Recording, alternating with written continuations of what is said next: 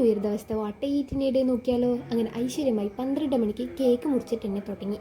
നല്ല ചോക്ലേറ്റിൻ്റെ കേക്ക്. പിന്നെ അത് കഴിഞ്ഞ് രാവിലെ രണ്ട് കാടമുട്ടയും പുഴുങ്ങിയ പഴവും കഴിച്ച്. ന്യൂ ഇയർ ഒക്കെ അല്ലേ, കുറച്ച് ഹെൽത്ത് നോക്കുന്നതിൽ തെറ്റില്ലല്ലോ. പിന്നെ അത് കഴിഞ്ഞ് ബ്രേക്ക്ഫാസ്റ്റ് ആയിട്ട് 2 മുട്ടയപ്പം, ചിക്കൻ കറി, ചിക്കൻ ഫ്രൈ ഇതൊക്കെയാണ് കഴിച്ചത്.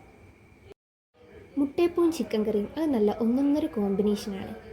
പിന്നെ രാവിലത്തെ നല്ല ഹെൽത്തി ഫുഡ് കഴിച്ചത് കൊണ്ട് ഒന്ന് ബാലൻസ് ചെയ്യാൻ വേണ്ടിയിട്ട് ഒരു ചിക്കൻ ഫ്രൈ കൂടെ എടുത്തത്. നല്ല മുളകിട്ട് വെച്ച ചിക്കൻ കറി അല്ല ഫ്രൈ.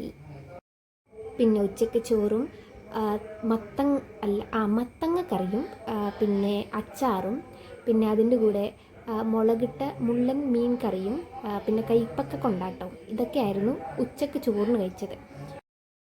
മീൻ കറിയോട് എനിക്ക് വലിയ താല്പര്യമൊന്നുമില്ലെങ്കിലും ഇതിൻ്റെയൊക്കെ കൂടെ കഴിക്കാൻ കൊള്ളായിരുന്നു. ചൂട് ചോറിൻ്റെ കൂടെ ഇതുപോലെ മത്തങ്ങക്കറിയും കൈപ്പക്ക കൊണ്ടാട്ടമൊക്കെ ഉണ്ടെങ്കിൽ പിന്നെ വേറെ കറിയുടെ ആവശ്യമൊന്നുമില്ല. പിന്നെ ഈ കൈപ്പക്ക കൊണ്ടാട്ടം വീട്ടിൽ ഉമ്മ സ്വന്തമായി ഉണ്ടാക്കിയെടുത്തതാണ്. വീട്ടിൽ പിടിച്ച കൈപ്പക്ക എടുത്ത്, അതായത് പാവക്ക എടുത്ത് മുറിച്ച് ഉണക്കിയെടുത്ത സാധനമാണ്. പിന്നെ ഞാൻ തിന്നുകൊണ്ടിരിക്കുമ്പോഴാണ് എനിക്ക് പപ്പടം കിട്ടിയത്. പിന്നെ രാത്രി ഉച്ചക്കലത്തെ കറിയും പിന്നെ കുറച്ച് ചിക്കൻ കറിയും കൂടെ കൂട്ടി കഴിച്ച് സംതൃപ്തി അണഞ്ഞു.